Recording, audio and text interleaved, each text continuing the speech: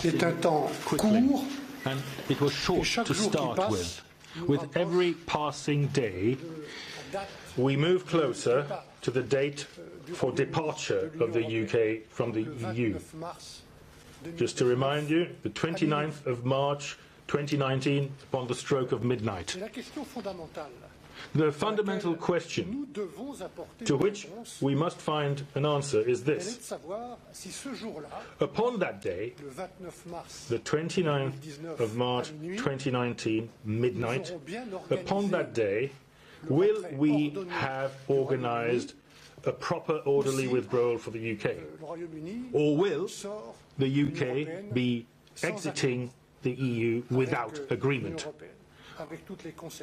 Without agreement with the EU, with all the consequences that we have already explained. For our part, in the common interest,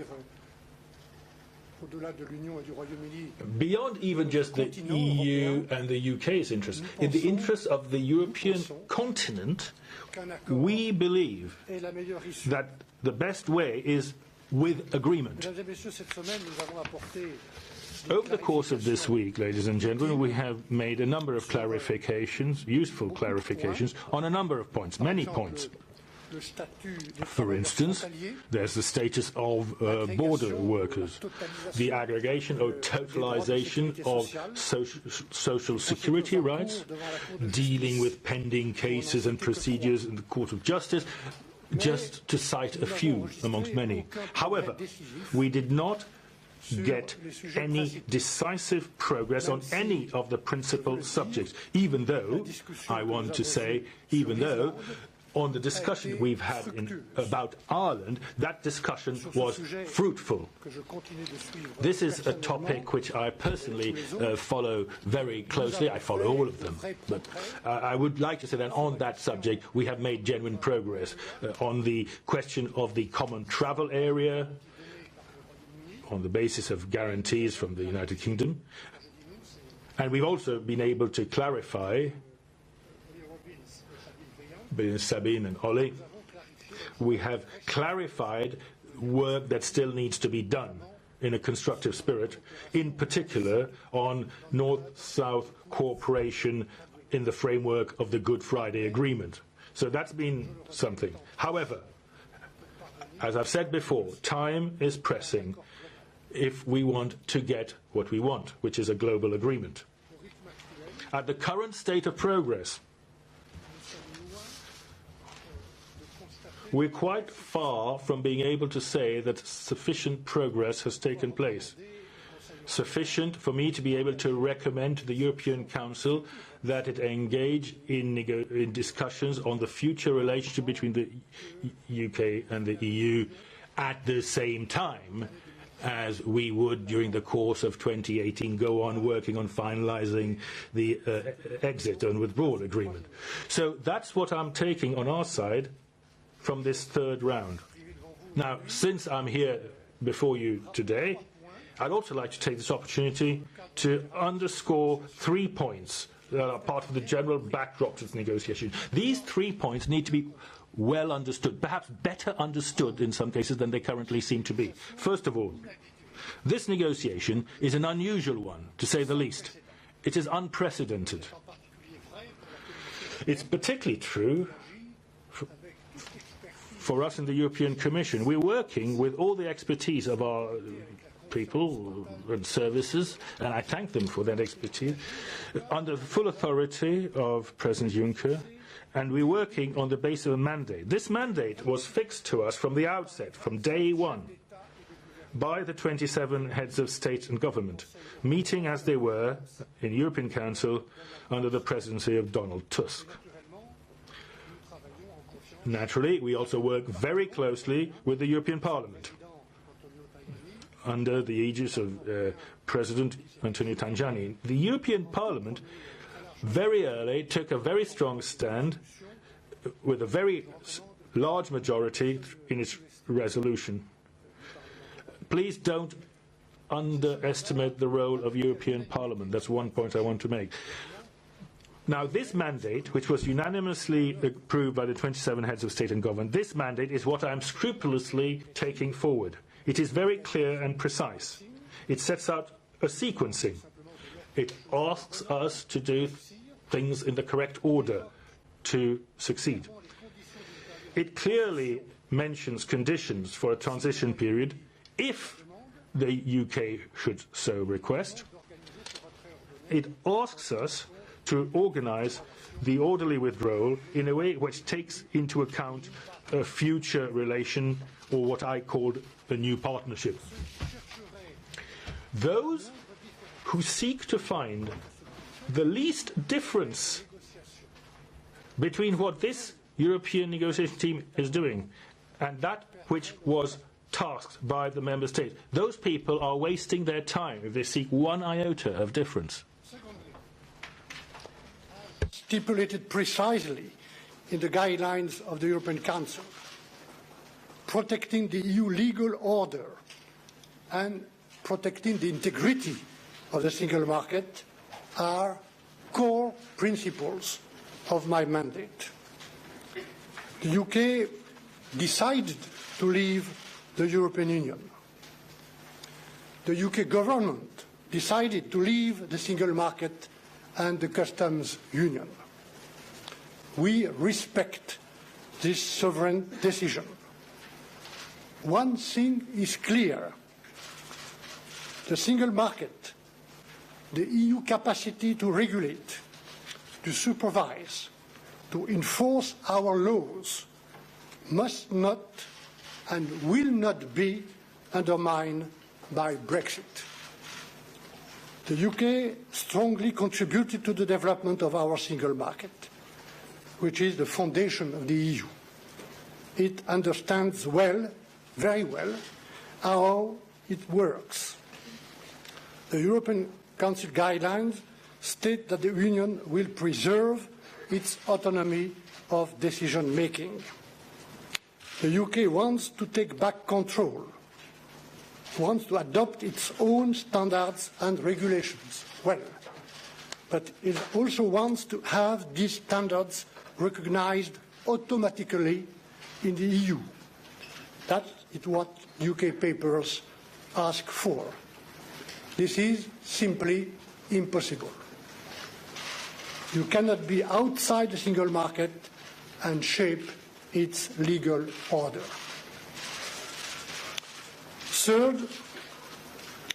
Thirdly, the first phase of this negotiation is about creating trust.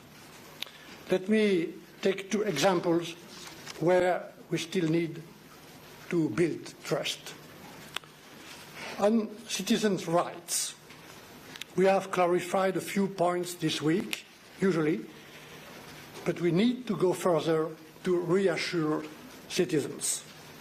Over the summer, around 100 EU and EEA citizens living lawfully in the UK received deportation letters.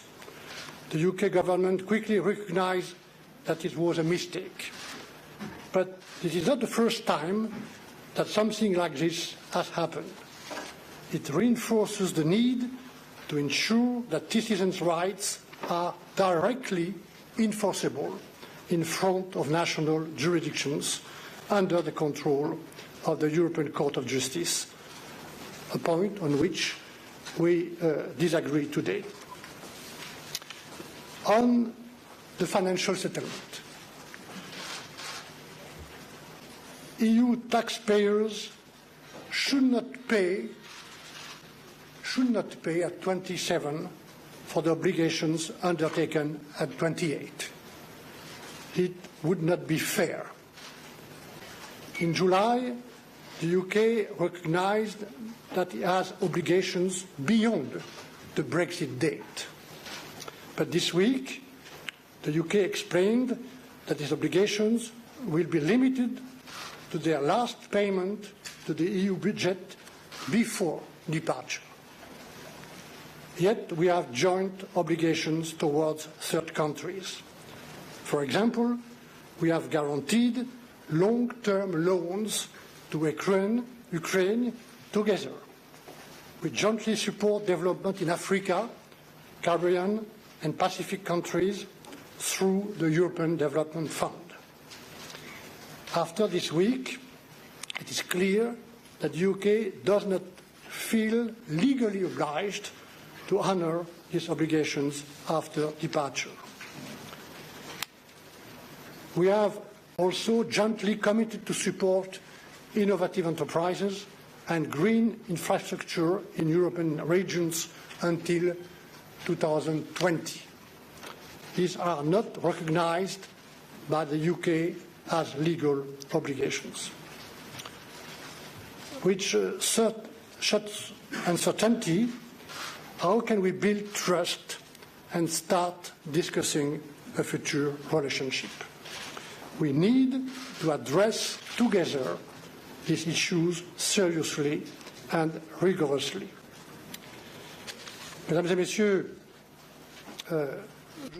Ladies and gentlemen, I never thought that this negotiation would be easy.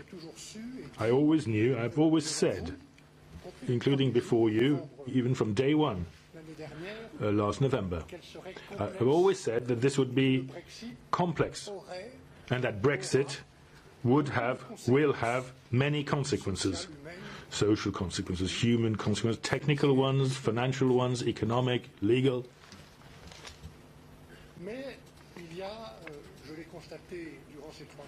Now,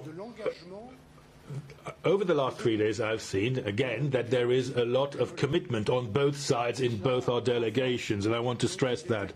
And that really strengthens our determination and our spirit on behalf of the 27 to go forward with the hope of getting an agreement. That's the spirit. Time is flying. It's passing very quickly. If we need to, we on our side, on behalf of the 27, are prepared on behalf of the EU institutions to step up and intensify the rhythm of those negotiations. That's all I have to say. Thank you. I'll give the floor to David now. Thank you, Michel. And can I start by adding my compliments to both teams to yours. They've worked incredibly hard this week.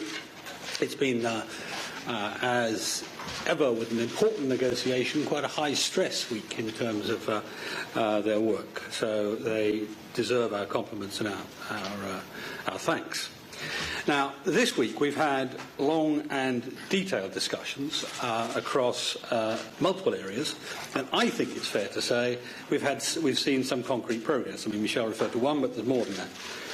However, as I said at the start of the week, it's only through flexibility and imagination that will achieve a deal that works truly for both sides. In some areas, we have found this from the Commission side, which I welcome, but there remains some way to go. Talks this week have once again focused on citizens' rights, on financial matters, on Northern Ireland and Ireland, and on issues relating to our separation. And I'm pleased to say we've engaged in detail on all of those areas. Now, when I met Michel here on Monday to open this third round of negotiations, I set out the need for us to drive forward the technical discussions.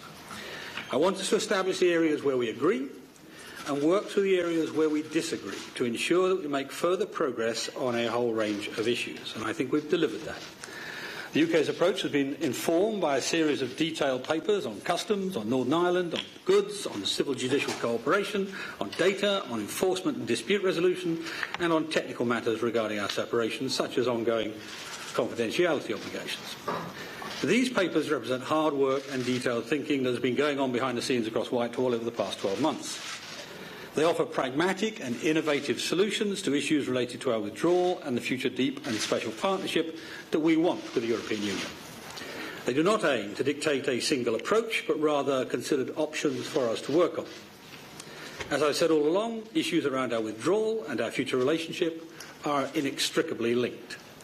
Our approach of setting out positions on them both is designed to progress the current negotiations as swiftly as possible. And I note what Michel has just said on that. I'll come back to that in a moment. And that approach is already bearing fruit.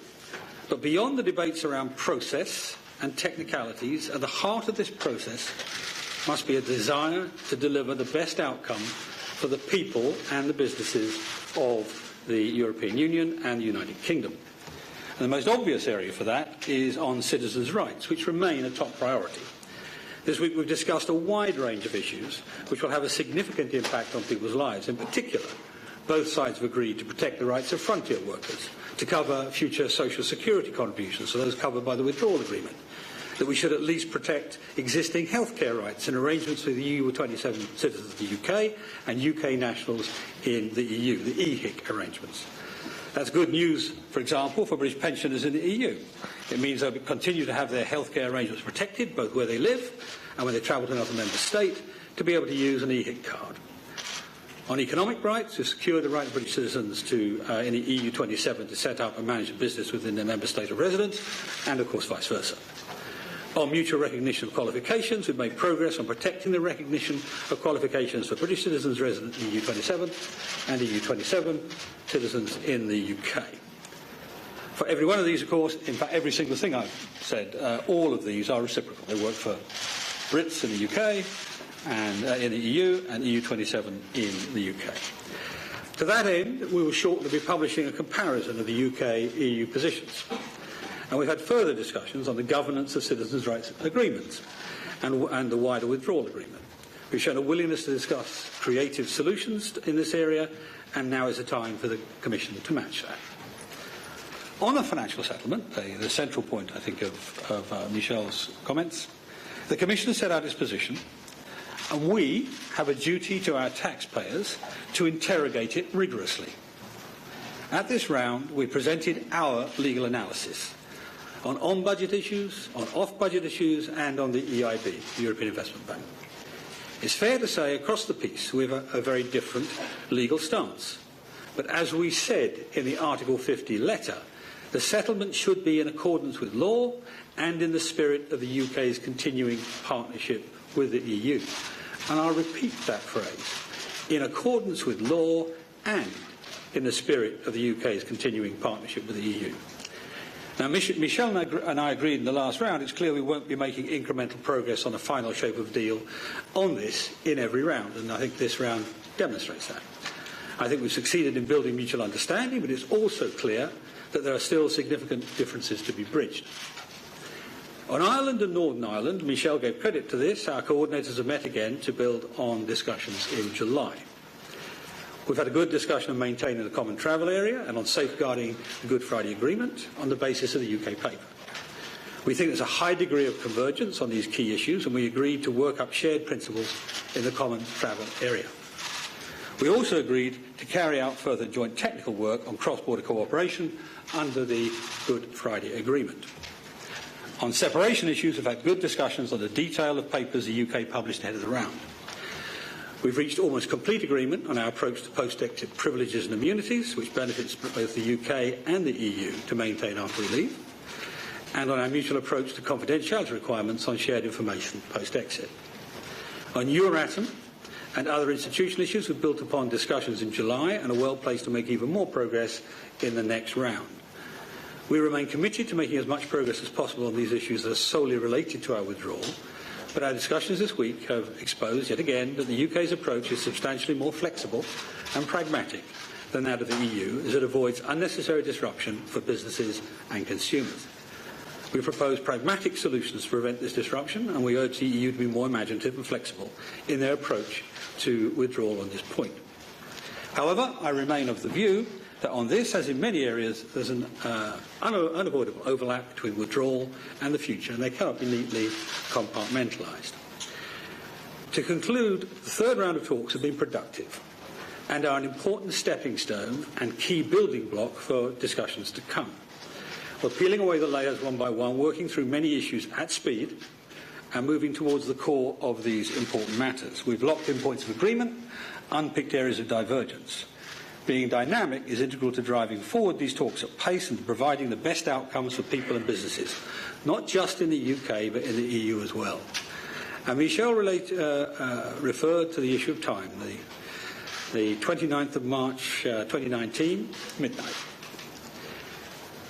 I've said from the beginning of this process, some parts of this will be turbulent, hard, difficult, and of course we will see that because there are differences of view which have to be resolved. But both sides, and this was very apparent this week, both teams aim to be constructive, aim to get an outcome which is in the benefit of both the European Union and the United Kingdom. That's the aim of both teams. So my message to Michel in response to his comments and his team as we turn our heads to the next round of talks is let's continue to work together constructively to put people above process. As discussions in June, July and again this week have shown, our separation from the European Union and our future relationship is inextricably linked. We can only resolve some of these issues with an eye on how the new partnership between us will work in the future. This is not about skipping ahead or trying to reopen previous discussions. It's about pragmatically driving the process we all want to see. To that end, my team will publish further papers in the coming weeks, continue to set out our ambition for these negotiations and the new deep and special partnership the UK wants to build with the EU. I look forward to the next round of talks. Thank you. Thank you. We can now switch to your questions. Let's start here from the right.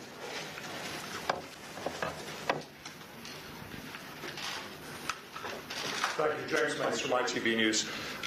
Mr Davis, it's clear that the EU side is demanding more clarity. The Prime Minister says the British are providing that clarity. You say your stance is one of constructive ambiguity. Which is it?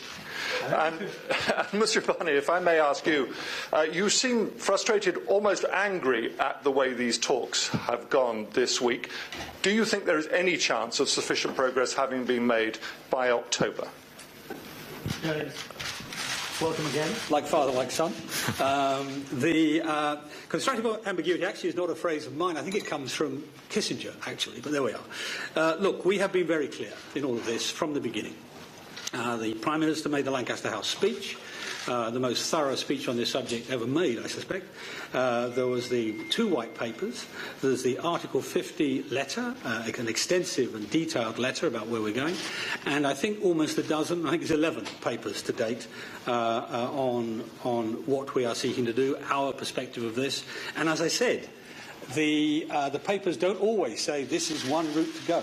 Sometimes there's 1, 2, 3 options that have been used in the past. Indeed, that sometimes gets us into trouble when we're as open as that. So the aim, the Prime Minister's right. Our aims and our intentions are crystal clear. Our ask is crystal clear.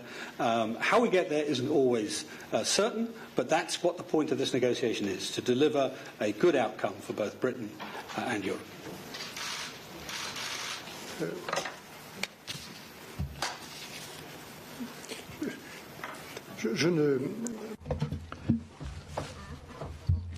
While David was answering his question, I was wondering how you saw that I was angry and frustrated. I think I have shown a typical calm of a mountaineer, a calm I try to maintain.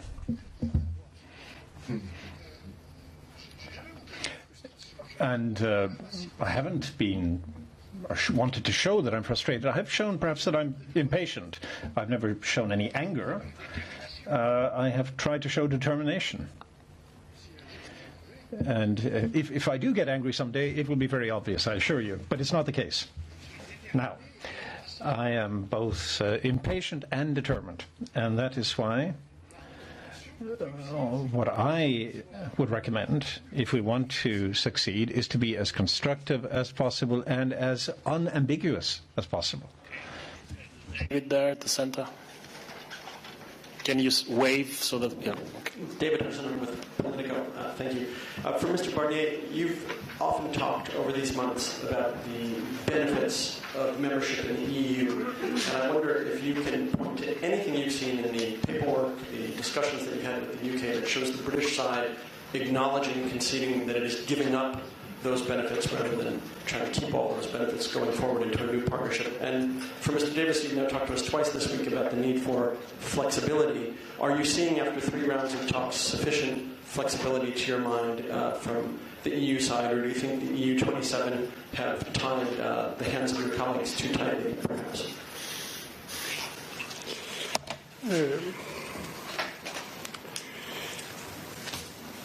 C'est une question.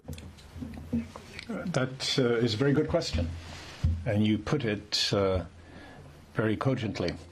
The United Kingdom, once again, has decided to withdraw from the European Union. The British government has officially informed us that they will be leaving the single market and leaving the customs union, the customs union, which is an intrinsic part of the single market. We have taken due note, and in line with the remit I was given, we are pursuing these negotiations, and I would always encourage you, when in doubt, to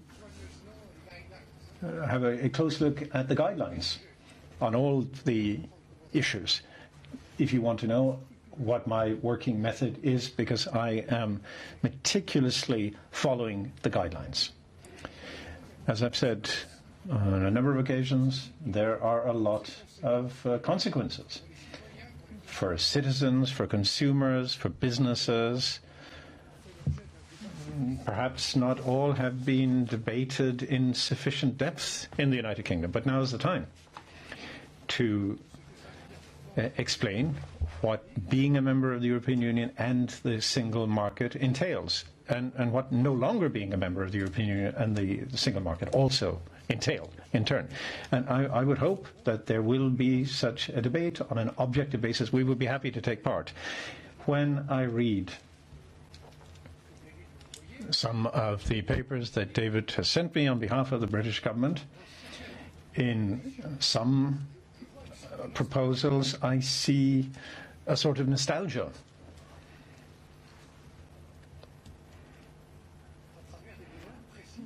In the form of specific requests which would amount to continuing to enjoy the benefits of the single market and EU membership without actually being part of it.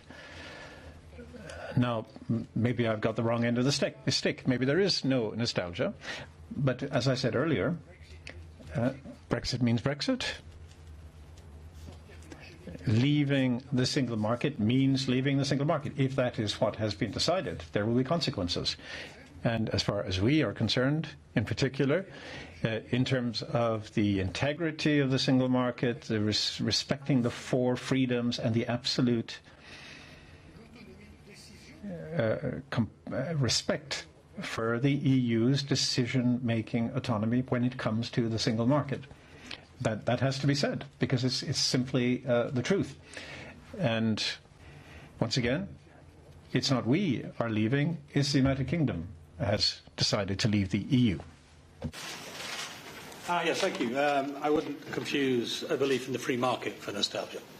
The question of the flexibility.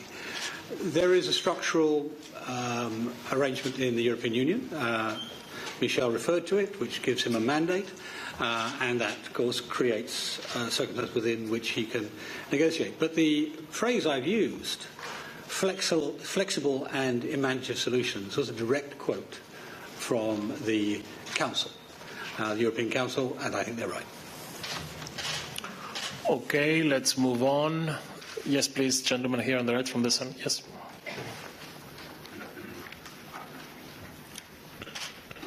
Matt Dathan from The Sun. David Davis, you've refused to publish any details on the divorce bill, and instead you've just ripped apart the EU's legal arguments. Do you concede that this approach is holding talks back? And to both of you, you both admitted the deadlock this week. Would you be prepared, both of you, to come back to Brussels more often, maybe next week, every week, until you break that deadlock? And David Davis, it surely can't be helpful having a former Prime Minister, Tony Blair, here hugging and kissing Jean-Claude Juncker at the same time as your press conference? Well, I'm not going to comment on the movements of private citizens and what they do. In terms of the approach, the European Union made a claim on the United Kingdom, on the United Kingdom taxpayer, for a large sum of money, unspecified but undoubtedly large, and on the basis of what it determined to be our legal obligations. And so the proper approach to that is to go through line by line and see whether or not we believe those legal obligations are correctly codified. Now, bear in mind what we have said, what the Prime Minister has said a number of times, starting in the Lancaster House speech before this process started, and repeated in the Article 50 letter, and repeated time and again after that. We will meet, we're a country which meets our international obligations and will continue to do so. But those obligations have got to be well specified and they've got to be real. They don't necessarily have to be legal. We also recognise moral obligations sometimes. But I think on this context, this was the right way to do it. It will, of course, lead to difficult exchanges. Nobody will pretend it was anything but a tough exchange this week. But I think the British taxpayer would expect nothing less, and your readers certainly. If I may, and if I can say something on that very point, and it's part of the stuff that's tied up with the timetabling and all that, delays and whatnot. I said early on in the introduction that time was short, and there is a risk. We have to use the time we have properly and do things in their due order. And I've always said this here in front of you or whenever I spoke publicly. And the first thing one has to do is to agree on the principles of the big topics underpinning this withdrawal that the UK has decided upon. And we have agreed what these big topics or subjects are. Citizens' rights, Ireland, and the financial settlement. To settle the accounts. In order to make discussions simpler, we've set out a very precise list of commitments and accounts that have to be resolved, that the 28 subscribe to and the 27 will not agree to having to pay on their own based on the current financial perspectives. And we have a list of all the legal bases underpinning each of those commitments. I'm asked to show flexibility.